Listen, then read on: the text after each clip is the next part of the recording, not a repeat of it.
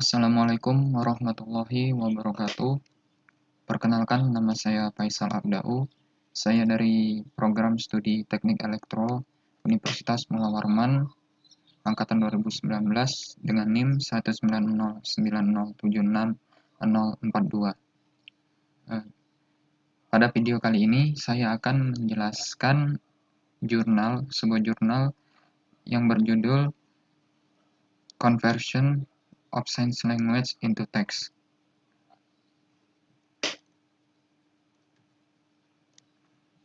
Baiklah, langsung saja.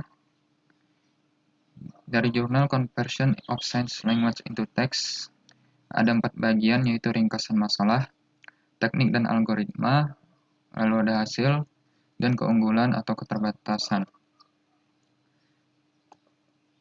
Yang pertama, ringkasan masalah dari jurnal tersebut, yaitu bahasa adalah suatu cara berkomunikasi manusia dengan menggunakan mulut dan suara yang mengucapkan dan merangkai huruf-huruf alfabet menjadi sebuah kata hingga kalimat yang tentunya hal ini dapat diterima oleh manusia lainnya dalam hal komunikasi. Bagi manusia normal, hal ini tentu hal yang sudah sewajarnya. Namun, bagi orang-orang yang mengalami disabilitas atau keterbatasan dalam hal ini, tentu saja membutuhkan alat khusus untuk bisa mencerna suatu kata atau kalimat. Maka dari itu muncullah istilah bahasa isyarat untuk memudahkan para orang-orang yang memiliki disabilitas atau keterbatasan ini. Banyak bahasa isyarat yang dapat ditemukan, seperti British Sign Language, American Sign Language, dan lebih banyak lagi. Namun, tidak banyak orang yang tahu arti dari bahasa isyarat ini sendiri. Bagian selanjutnya yaitu adalah teknik dan algoritma yang digunakan dalam jurnal ini. Teknik dan algoritma yang digunakan dalam riset ini adalah Linear Discriminant Analysis (LDA).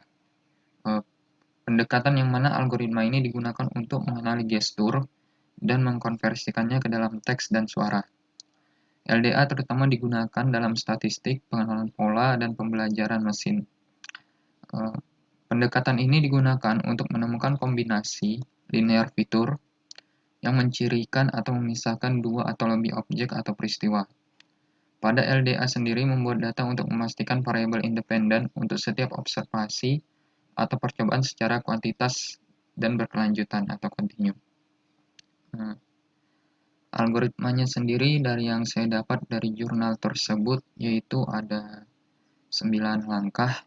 Yang pertama, data acquisition, 2 pre-processing, 3 image acquisition, 4 segmentation, 5 morphological filtering, 6 deletion and erosion, 7 feature extraction, dan 8 size recognition, 9N.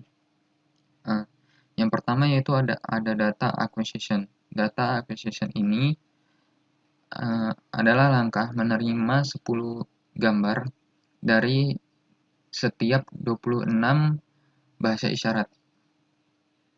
Yang kedua ada pre-processing yang terdiri dari image acquisition dan segmentation.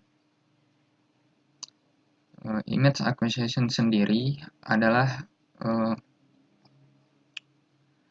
pembagian image acquisition sendiri adalah langkah pertama dari pre-processing.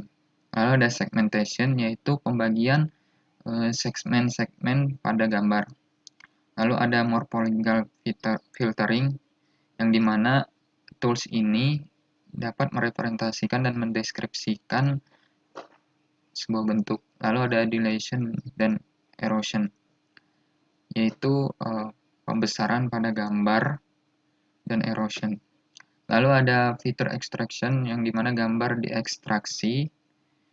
Kemudian ada scene recognition, di mana gambar tersebut dikenali karakternya. Lalu ada N, 9. Lanjut ke hasil. Hasil dari pengujian pada percobaan ini adalah didapatkan gestur tangan yang bisa menunjukkan bahasa isyarat melalui sarung tangan dan kamera webcam yang berbasis pendekatan LDA tadi, yang dimana pada sarung tangan sendiri yang sudah dipasangi perangkat keras yang mendeteksi pergerakan tangan selama sistem beroperasi, dan kamera sendiri untuk menangkap pergerakan dan melacak atau tracking bahasa isyarat dan ekspresi.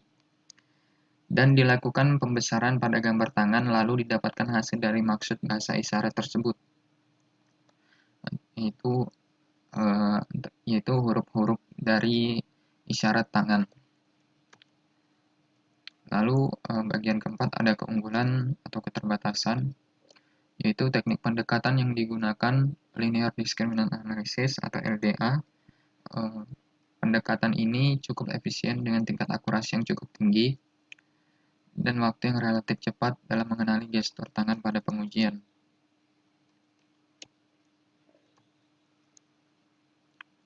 Selanjutnya ada gambar hasil pengujian.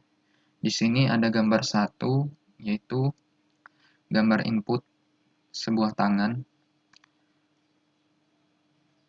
Lalu ada gambar 2, di mana gambar tersebut dirubah menjadi gray image.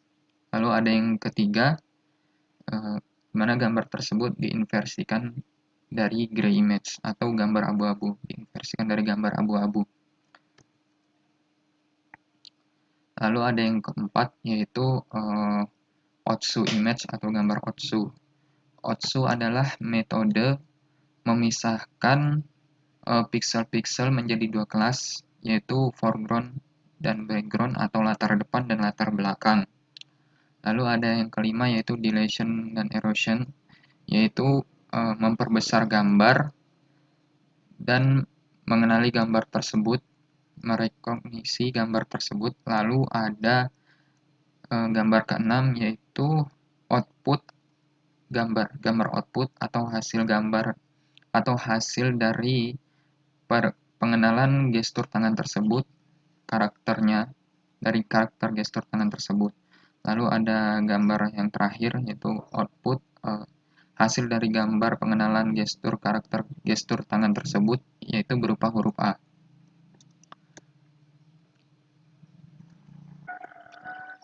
Dalam hal ini, pendekatan yang dilakukan yaitu Linear Discriminant Analysis LDA.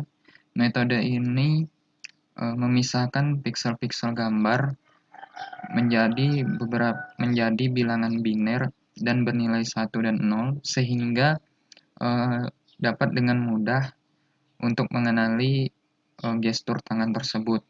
Sehingga metode ini sangat efisien dan membutuhkan waktu yang relatif cepat dan akurasi yang sangat tinggi.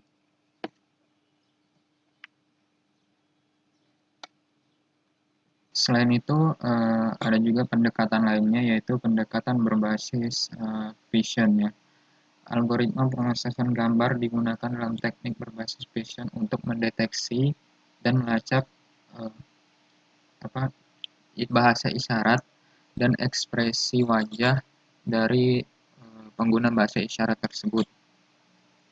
Teknik ini lebih mudah bagi pengguna bahasa isyarat karena tidak perlu memakai perangkat keras tambahan, namun ada masalah pada akurasinya, yaitu yang terkait dengan algoritma pengesasan gambar, dan masalah ini belum dimodifikasi ke yang lebih cepat. Ada lagi dua pendekatan berbeda dalam pengenalan bahasa isyarat berbasis vision, yaitu ada 3D model dan yang kedua adalah berdasarkan penampilan. Metode berbasis model 3D memanfaatkan informasi 3D dari elemen kunci dari bagian tubuh. Dengan menggunakan informasi ini, beberapa parameter penting seperti posisi telapak tangan, lalu sudut sambungan, dan lain-lain dapat diperoleh. Pendekatan ini menggunakan model volumetrik atau kerangka atau kombinasi keduanya. Metode volumetrik lebih cocok untuk industri animasi komputer dan fisik komputer. Pendekatan ini sangat intensif, komputasi dan juga sistem untuk analisis langsung masih harus dikembangkan. Baiklah, sekian dari saya, Faisal Abdahu. Salah dan kurangnya mohon dimaafkan.